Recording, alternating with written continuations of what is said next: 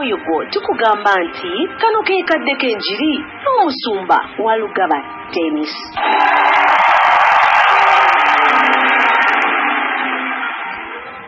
Omwoyo w'amazima jangu maamira abantu bano tugaana amaanyi gonna g'ekizikisa naddala omwoyo gw'obulimba tugugobera ddala mu kanisa tugugobera ku baana bo tulangira obulungi bwo tulangira okubeerawooko jangu okole jangu osumulule jangu owonye tukwebaza Mukama kubanga ogenda kukola ebyekisa eri obulamu bwaffe mu linnya lya Yesu Kristo Omwana wa Katonda. Tulako wansi.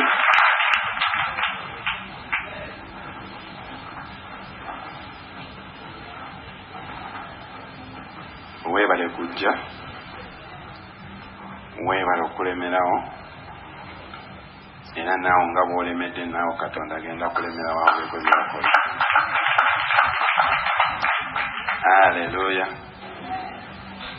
Ng'empisa yaffe sooka ombuliza oyo neighbor, empisa yaffe yakubuuza. Haleluya. Kirungi kubuuza oyo akuliraanye kubanga ayinza okufuukira oluggi lw'omukisa. Amannya gange Dennis Walugaba, nebaza Mukama olw'ekisa kyampadde okumuweereza, nebaza Katonda n'olw'ekigambo kyampadde kyetugenda kugabano amakya ga leero.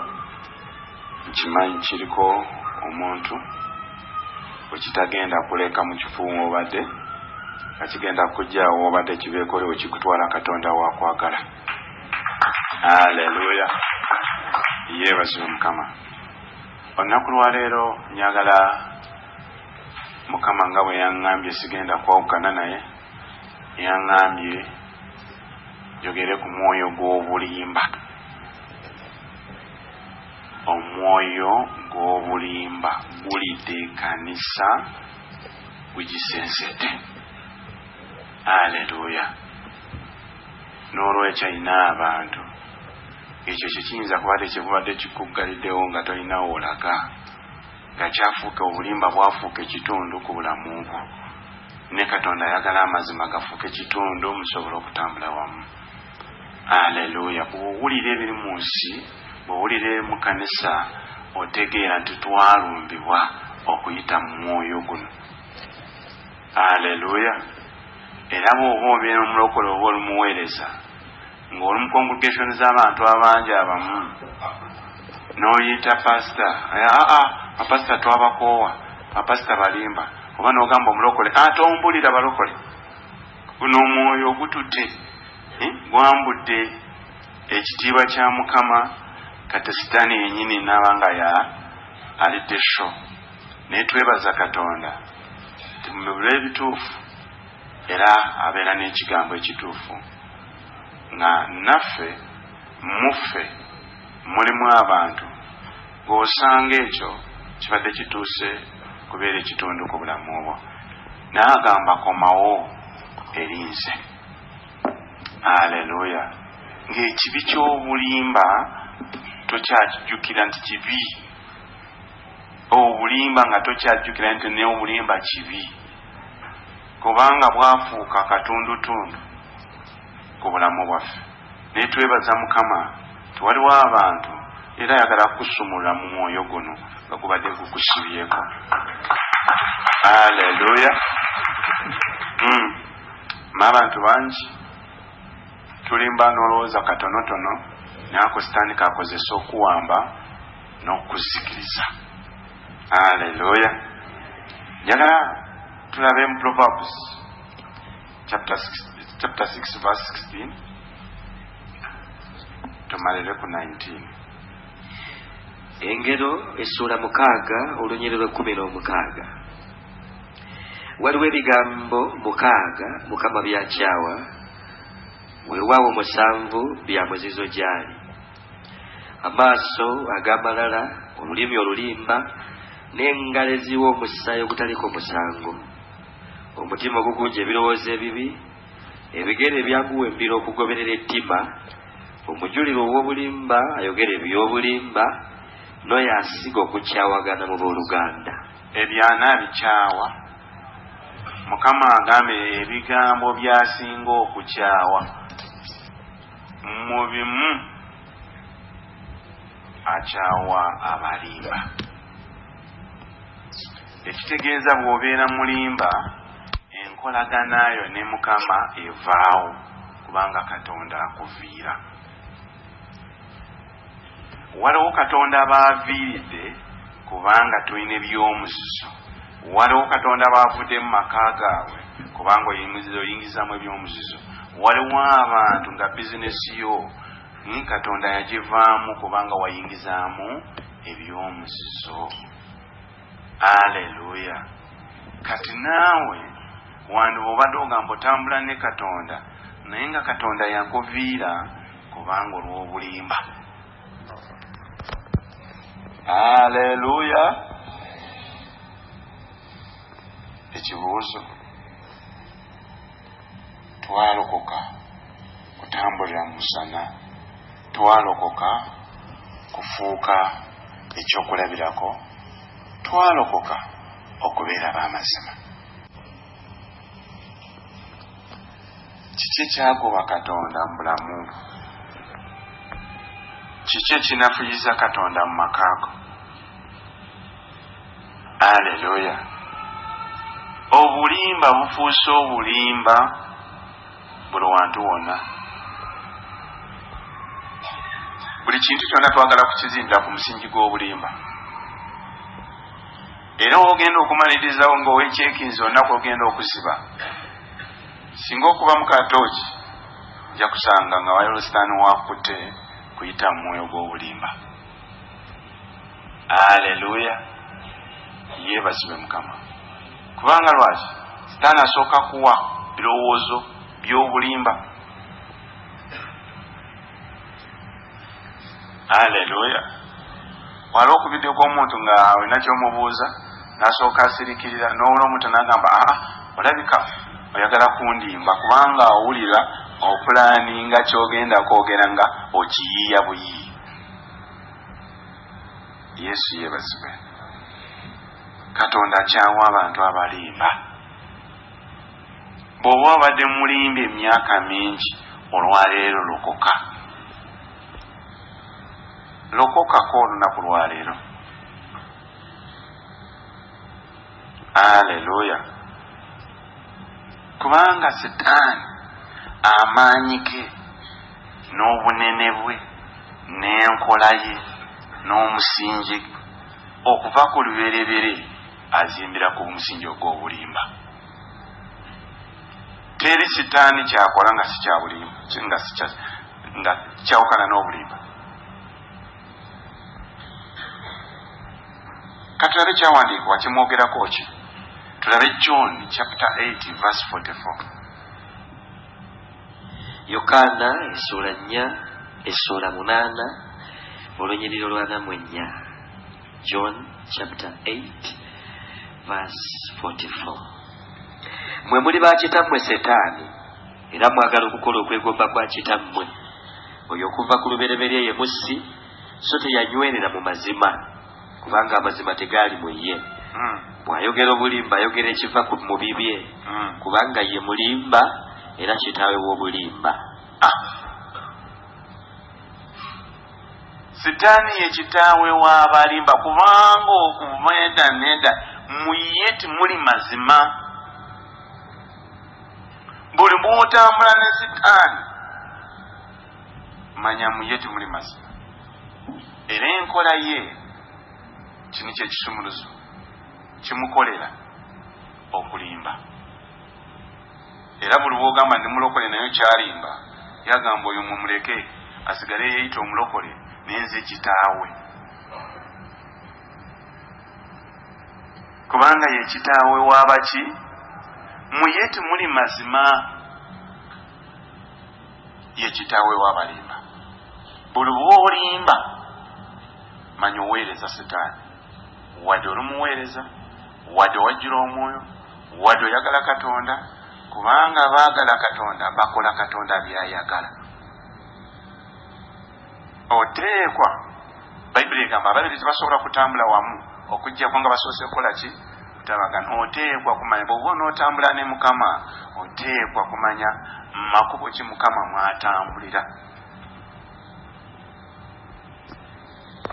Amazima waliwo abantu nga otudde wano wali ng'ekyokulimba nga tokimanyi tokiraba ng'ekintu ekibi tokiraba ng'ekintu eky'omuzizo eri Mukama kubanga ensi etambulira mu bulimba bwereere.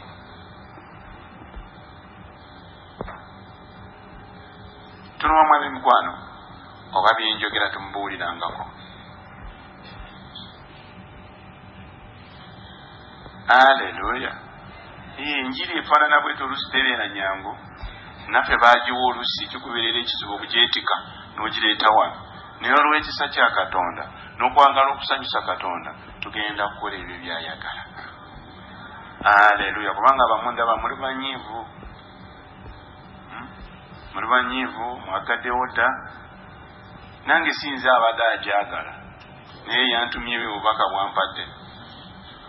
Namugambye ssebo aludda ngamba ngendera omubuulire ekkanisa nti balimba beerere bangoba. Nengamba sooka olinde. Naye leero okutuuza ngambye leero tobaako kirala ky'oyogera okuggyako bw'oba n'oyagala kwawukana nange.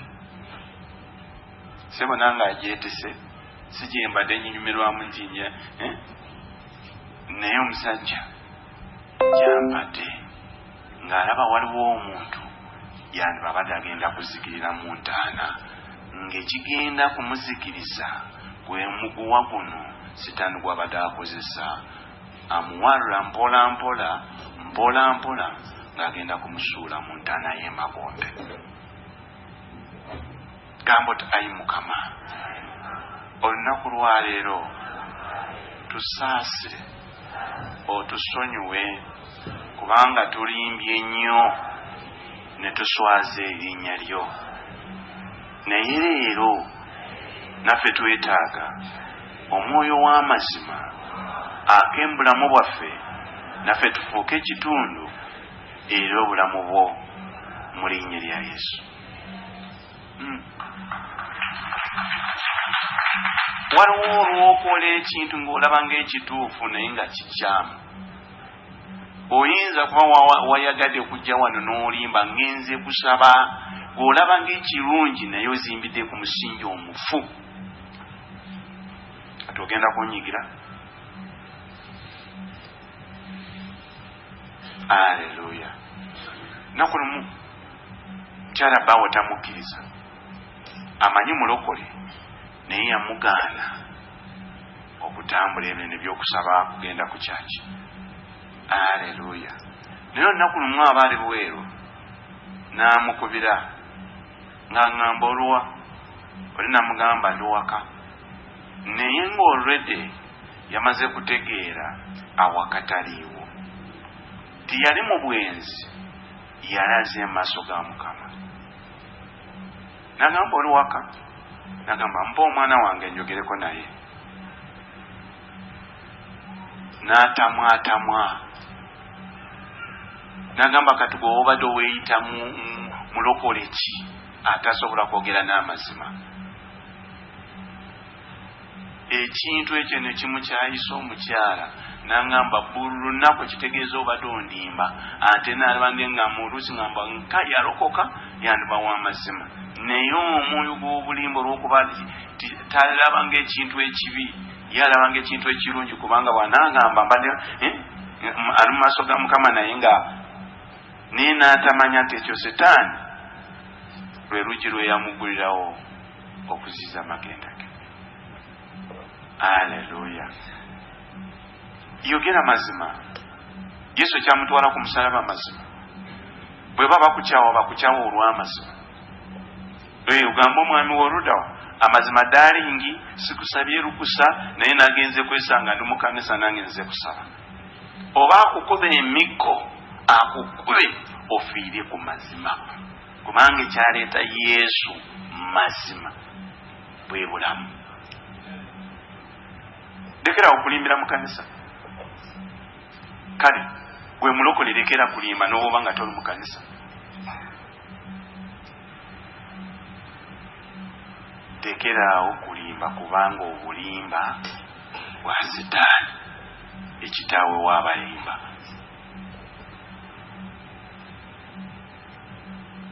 Gwe kubamu akafaananyi okuva ku makyane gwe walimbye ebirimbo mmeka? Nze olunaku naye ntandise kuweereza nga nkyali mu oluntu lw'ensi olwo lw'ekisuubuzi. Nali nva wano nina appointment ne mukwano gwange, naye appointment essaawa ze twali tulaganye zaali zimaze okuyitako, ng'amanyi omuntu oyo bwe naamugamba nti ndi wano ajja kudduka. Katuba tuli mu takisi nga tutuuse waliwo Kabaka Njagala, nankubira namubuuza Dennis Oludawo, nimugamba ndi mu Old Park, ndi mu paaka wano wakati. Nagamba kale yambuka osanga ingenda ne meetinga nga simanyi nti wa Mukama yeyanyiize. Netugenda ne tukola bye twali tukola, ne wayitawo ebbanga Mukama n'atandika kundaga message nga ziringezo ndi mulimba. N'enkikasuka eri nasindika mukwano gwange yali Musumba, twasabanga naye. Musumba najja nagamba, Musumba wange nina message naye tesanyusa, naye ndudde naye njiremedde, Mukama aŋŋamba nkikuleetere. Mukama yaŋŋambye nti ng'oli mulimba nnyo. Nawulira ekintu ekyo kiringa ekyanyambula, neewakana neetunuulira biseera ebyo nakalokoka ntya Katonda ntiisa y'amaanyi, naye y'obulimba nga sikiraba ng'ekibi. Omuntu omu nandeetera message era ng'ekwatagana neyooli. Kyenva Musumba Ssekisaka yali wano, kyenva nkimutwala ningamba naye message bagindetedde ekirooto bifaanana bwe biti. Nagamba mwana wange, Katonda alinga akuwoninga nti olimbye nnyo, ate naye nimpulira nganvu n'Omusumba aŋŋambye ndi mulimba, ategedde ndi mulimba, ninoonya wendimbye ne wabula. Nagamba mwana wange, wandiba olina akantu k'okoze gwe n'olaba nga akataliimu naye nga mu maaso ga Mukama lusozi lulamba. Nagamba genda obuuze Mukama waawo walimbye, kubanga ye munyiivu. Omwoyo omutukuvu tasobola kubeera awantu awalimba, aba ali sensitive, aba yadduse dda. Ningenda mu maaso ga Mukama ng'ekintu te mu maaso ga Mukama nkankana, kubanga byonna ebirala nali nabisuula nga ndaba ddala mbadde ndi faithful, naye nga mulimu ensigo Setaani gye yali akyakwatiddeko nga nze sigimanyi. Mukama ali mulungi, ali faithful. Bwe nakaabira Mukama nimugamba, naye Mukama gw'otunuulira omuntu, otunuulira entambula ye, otunuulira enkola ye, abantu lwaki wabasindise ng'aŋŋamba ndi mulimba naye ng'ate nze siri mulimba. Nanzizaayo ndaba ndi mu takisi, tutuuse wali Kabuusu ku roundabout ya Kabaka, ng'omuntu y'omu ankubira ng'amugamba ndi mu Old Park. Kyenva omuntu eyava mu ddoboozi saategeera n'agamba, okimanyi olumuweereza wange, okimanyi omuntu eyabadde akuliraanye wamubulidde enjiri ki nga wabadde ova mu maaso gange n'oyambaza takisi yo n'omwoyo gw'obulimba, abantu balaba nga Katonda omulimba kubanga olumuweereza wange. N'agamba, bw'oba onooyagala tutambule ffenna, nze situkozesa balimba, sitambula n'abalimba. Ng'oyimiridde otya eyo?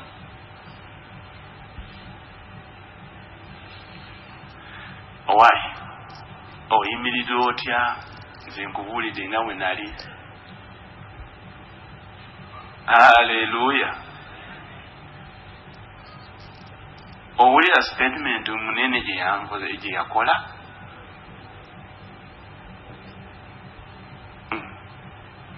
Sinawala emirembe negizingwako, nimpulira nga sikyawulira fulo ya Mukama. Haleluya. Nensaba ng'embeera neegaana. neneeyawulako ennaku zaali ziwera. Mukama n'akomawo n'agamba mwana wange nkusindise obuulire, era nze assignment yange Mukama gyampadde mu season yangamba kubuulira ku kye bayita ekibi, oba njagala oba saagala. Nagamba tosobola kubuulira ekibi ng'okyali mulimba. Muli niŋŋamba ate ndiyimbyewa. N'agamba oba omaliriza abantu bange n'obamala omwoyo gw'obulimba ne bafuluma, abamu balowooza bagenda kulaba. Nampa olunaku lumu amazima nali ngenda mu kibuga, abantu balinga bana n'abakomyawo, bamu nali sibamanyi naye nakomyawo feesi ngambagamba mudiyo mujja kunsanga wano. Nze bwe namaliriza nagenda kibuga kubanga nalina bye naali ngenda kukola. Mukama n'agamba olunaku olwo wanyiisa kubanga walimba. Nakola ki? Naye kirimbo kye nalimba nze nali manyi mutetenkanyiza abantu be bawulire ekigambo kye. Kati obulimba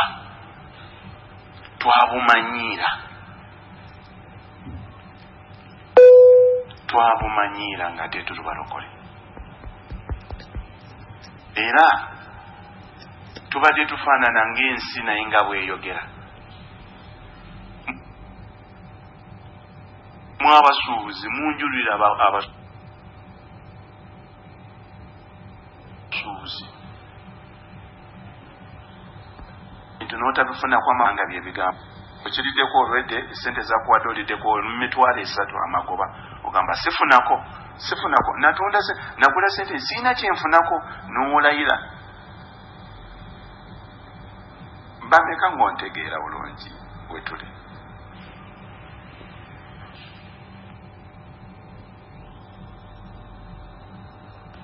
Kati byonna ebintu byonna ebisinga mu kifo ky'okuzimbira ku musingi ogw'amazisalawo okuzimbira ku musingi ng'obulimba twalokoka okwawukana n'obuli.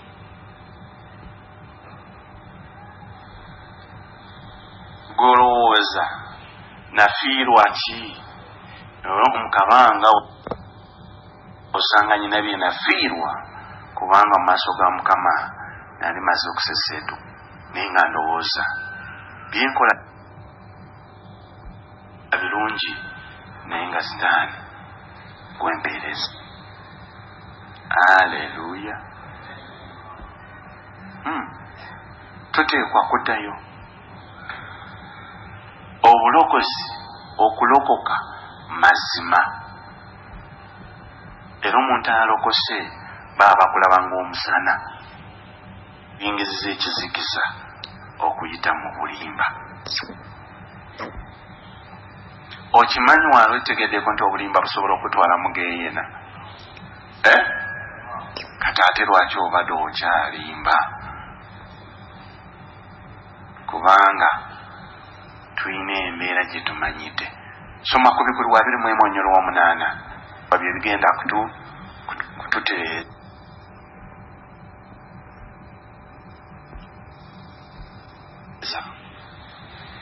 Sirina gwenze kusalira musango nenze gwenze kubeeyo. Revelation 21:8 kubikkulirwa 28. Naye abati n'abatakkiriza n'abagwagwa n'abassi n'abenzi n'abalogo n'abasinza ebifaananyi n'abalimba bonna omugabo gwabwe gulibeera mu nnyanja eyaka n'omuliro n'ekibiriiti, kwe kufa okwokubiri. Egyo ye geyeena. Mulokole osobola okugenda mu geyeena nga walokoka n'omala emyaka mingi naye ng'obadde omulimba. Abalimba olaba gurupu gyakutaddemu, abagwagwa, abenzi, abasinza ebifaananyi. Njagala otunulire gurupu nakugurupinga n'omuntu eyadifayirinze ente. Sibe bagwagwa abakola ebintu ebitategerekeka, n'akwata embaata ya neiba n'agyebakako abo be bayita baki abagwagwa. Laba gulupu, laba ekikutwaza mu gulupu okubafaanana si kirala naye mwoyo gw'obulimba. Gamba Mukama tusaasire. Mukama olwaleero alina okukola ki? Okutukwatulwa ekisa, atusaasire tusobole okuddayo, tusobole okutambula ffenna. Ateekateeka ekkanisa ye. Yesu Kristo akomawo. Yesu Kristo akomawo kukima ekkanisa etaliko ki? Naye obulimba busobola okuteekako ebbala. Obulimba busobola okuteekako ebbala ekkanisa ya Kristo. Haleluya. Obulimba bwafuuka bulimba. N'abalokole naffe twagala kutambulira ng'enkola y'ensi. Osangayo abantu omukazi tomubuulira mazima. Naffe abalokole nga otwala ekigambo ky'abensi. Bw'otalimba togagawala. N'ebyawandikwa bigamba bitya? Osobola okuyimirira mu mazima ne Katonda n'akuyimusa n'akugagawaza mu mazima. Tulowooza ensi yonna bonna bagagawadde basoose kulimba nakubba. Waliyo ab'amazima n'obwanaabeera omu naye waliyo omu waaki w'amazima. Ffe tulibeerako dde ab'amazima bw'oba nga twakkiriza omwoyo gw'obulimba ne gutwambaza ekyambalo kyagwo ekitegeeza amazima mu ffe gaafa. Kiki ekyatta amazima gaffe? Bulimba. Obulimba. Omwana omumanyiza obulimba omulimba naye amanyi ne taata alimba, maama alimba, gamba kyafuuka ekintu kya bulijjo. Ensi yeetambulira ku mwoyo gw'obulimba kubanga b'amazima tebageetaaga.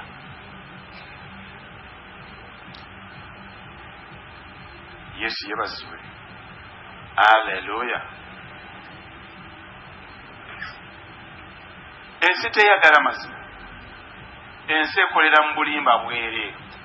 Kati ate ffe abaali badde kyokuddamu ng'ekkanisa naffe ate tutambudde ng'ensi bw'etambula. Abantu balokoka kuva mu nsi bajje balaba amazima naye abamu bafulumya ekkanisa olw'obulimba. Bafulumya ekkanisa olw'obulimba ng'omwoyo gutandika mpola n'olimbako katono n'olowooza si kanene mu maaso ga Mukama. Ate bwe kituuse erifa abaweereza ne tuyitirako ddala ne tulimbisa ne Katonda atalimbangako. Haleluya. Olw'omukaaga naali maze okuweereza kyala najja nayimirira ku motoka naali ngenda. Nagamba nayimirira bulungi. Nagamba Musumba ondabyeko ki njagala oyogere gye ndi. Ningamba gwe siri musamize. Ningamba genda nze siri musamize. Gamba nintegeera ayina wabadde abeera.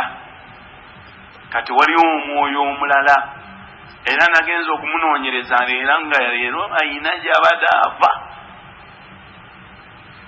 Ondabyemu ki? Kubanga eri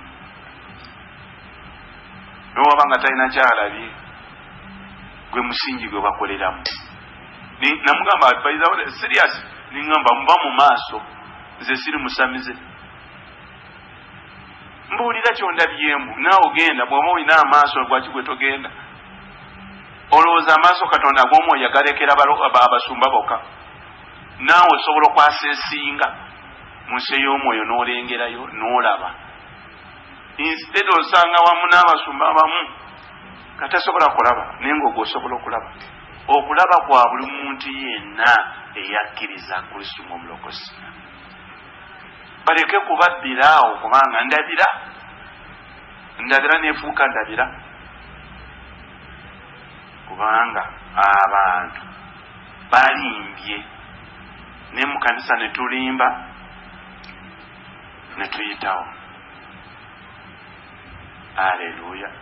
Katulabe Genesis chapter 3 from verse 1 ne 5. Olabire ddala nti ye Sitaani yatwesooka dda, gwe musingi gwe yekitawo w'abalima ng'ekyawandiikibwa kyetuva kusoma. Genesis chapter 3 verse 1. Luberebera 3 olusooka. N'omusota gwali mukalabakalaba okusinga ensolo zonna ez'omu nsiko ze yakola Mukama Katonda. Ne gugamba omukazi nti bw'atyo bwe yayogera Katonda nti temulyanga ku miti gyonna egy'omu lusuku. Omukazi n'agamba omusota nti ebibala eby'emiti ebirala eby'emiti egy'omu lusuku tulya, wabula ebibala by'omuti oguli wakati mu lusuku Katonda yayogera nti temugulyangako newankubadde okugukwatako muleme okufa. Omusota ne gugamba omukazi nti okufa temulifa, kubanga Katonda amanyi nti olunaku lwe muligulyako mmwe amaaso gammwe lwe galizibuka, nammwe mulibanga Katonda okumanyanga obulungi n'obubi. Naye nga mulimba gwalimba abantu abalina enkolanga n'enungi naani? Ne Katonda. Nuguwaawula nugujja relationship enungi eyali ku bantu bano, omwoyo gw'obulimba nugubayingira. Katonda n'abavvi. Haleluya. Psalms 31 verse 6. Zaburi 31 olunyiriri olw'omukaaga. Psalms 31 verse 6. Nkyawa abo abalowooza ebigambo eby'obulimba ebitaliimu, naye neesiga Mukama. Akola ki? Akyawa anaayogera. Akyawa tudire mutata.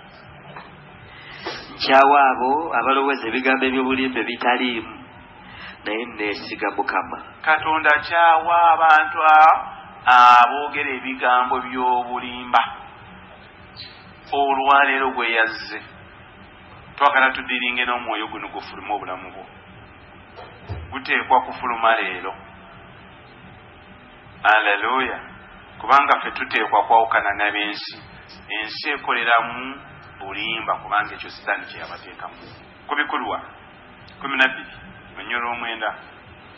Revelation chapter 12 and verse 9. Kubikulirwa 12 olw'omwenda.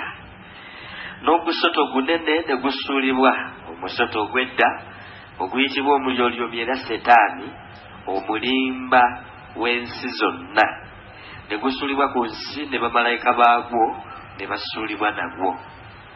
Mulimba w'ensi yonna. Haleluya. Naye ogw'omusota olwaleero tugenda kudiringa nagwo kugenda kufuluma. Guteekwa kufuluma kubanga waliwo we guziziza obadde olina okuyita. Haleluya. Sitaani atya omuntu atambulira mu mazima. Sitaani atya omuntu omwesigwa. Sitaani atya omuntu atya ekibi. N'obwoba mulokole naye ng'osaba nnyo bino nga tobiri, Sitaani agamba ojja kusigala n'okusabako n'okuwaayoko n'okola buli kintu kyonna, naye nze manyi amaanyi gange we gali. Amaanyi ga Setaani gali mu bulimba bwereere, n'amaanyi ga Katonda gali mu mazima. Haleluya. Tuteekwa kudiringa n'omwoyo guno kubanga gutandise mpola kati gubiseeko ekkanisa. Ekkanisa bagibbidemu nga balimba bakozesa erinnya lya Katonda. Yeebazibwe Mukama. Ate Setaani talina gwatya, n'obwoba ojjudde amafuta mangi, naye kasita omuwagaapo n'omuwuliriza ojja kumaliriza akukutteko n'amafutako gaakulimbye. Olaba ti yatya ne Yesu, nnaku lumu kamuweerampako nawo nga kamulimba. naye n'omusajja omusingi gwe gwali gujjudde ku mazima n'ekigambo kya Katonda. Aleluya. abo abasatu tugenda kubalabako bo tebatambula ku mulala. Omwoyo Mutukuvu, Katonda ne Kristo obulamu bwabwe mazima meerere. Naffe bwe tunaaba nga tunaabafaanana tuteekwa kuba b'amazima, tuteekwa kuba endabirwamu. Aleluya. Towuliza Sitaani byayogera. Abamu Sitaani omuwadde chance n'ayogera, n'amala kwogera n'omugondera n'otambula naye. Aleluya. So nnaku lumu Mukama ndeese wano nkwatidde wano naali ntudde awo ne musumba akankwasa nintunulira nindaba obulamu bwentambulamu, nindaba obulamu bwembaddemu. Kasitaani katandise kola ki? Wakati omu saavisi niŋŋampulira omuntu aŋŋamba mwe Tomu y'abamala, Tomu y'abamala. Kati labye emyaka gyonna gy'omaze wa musumba Tomu otudde, kiki ky'ofunyeemu? Nagenda kuwulira munda ningolokoka n'obukaawo. Ningamba nfuluma kati ngenda. Wama kituufu wano tewali magenda, wano tewali bulamu. Nimpulirizaani, ninkwata baaga yange, ninfuluma. Mba ntuuka ku geeti, nindaba omuntu mukolesebwa. Yagira mu kifaananyi kya musumba Kamya. Nagamba gwe, va ku bulimba bwa Sitaani, ddayo mu kyakyo tuule, ddayo. Nineetegereza, siraba muntu yenna. Ninkomawo endula. Naye amazima olowooza tewali bulamu wano? Weebuli. Abamu owuliriza ebigambo ne Sitaani alina ba agenti be. Wakati mu mbeera y'okusoomozebwa asobola okusindikira abantu. Biganye, ddayo wamu amafiina, genda mu masabo. Olwo Sitaani kati akusembereza akuyingize mu ndagaano ze. Towuliriza Sitaani kubanga talina kirungi kyereere gyali. Ekyawandibwa kyatu kirikiriya kino Mukama yakimali kirikiriya. Sitaani muye temuli wadde omwoyo waki w'amazima, ate ye kitaawe w'abaki w'abalimba bonna. Kati Sitaani talina kyayogera n'olowooza ojja kufunamu ekintu ekirungi ku saidi ya Mukama. Yala ntute ate nali nfulumye nga mpuliriza eddoboozi lye. Abamu abalumba mu maloboozi. Waliwo abantu bonsanze nagamba Mukama yangoba mu kanisa nti mu ggwanga lino tewali kanisa ntuufu. Naye mu Uganda yonna tewali kanisa ntuufu. Omulala omukyala yansanga wano avudde Ishaka. Nagamba Mukama yangoba amaka gange ngende munoonye mbeere mu kibira okumala emyezi 9. Ningamba oyo si Katonda. Yagenda nimugamba wootegeerera Katonda results ezigenda kuvaayo mu kigambo kya Katonda. Tugenda kumulamu yagamba si mwana wa muntu kulimba. Katonda bw'aba ayogedde oteekwa kulaba results za Mukama. Ogenda okuvaayo ng'omusajja yayingizamu omukazi omulala n'okuzaala amaze okuzaala. Ningamba kali akabonero akasooka akalaga nti Katonda si ye yakusindikayo. Wawuliriza Sitaani n'ayogera. Katonda n'akufulumya amaka ge nti genda mu nsiko omale yije emyezi 9, omwami wana omuleke ddaani, abaana bo baleke ddaani. Era omusajja agenda nagamba wagwe eddaala otoyingirira mu nyumba yange. N'amugoba. Akomawo wano abazze mu kansoli ng'alowooza ngenda kumusapooti. Niye mugamba oyo teyali Katonda. Ate naddala abava mu Western, Abanyankole, Abanyarwanda, Abalaalo, guno omwoyo gwogera nga Mukama. N'olowooza nga linga eddoboozi lya Katonda, naye nga Sitaani azze kubba akutwala kusikirize mu ntaana. Nze abangi mbawakanya, bangi abamu mbawakanyiza kubanga ndabye nze mugamba kale teeka kwaka tugenda kulindira results zizigenda kujakinga. Bw'aba abadde Katonda results zijja kubanga zisupportinga Katonda. Omwoyo emyoyo gy'abachwezi egyo n'abalangi bw'otaba nga toyingidde mu buziba bw'obuziba kyangu okugamba nti Katonda yabadde ayogera.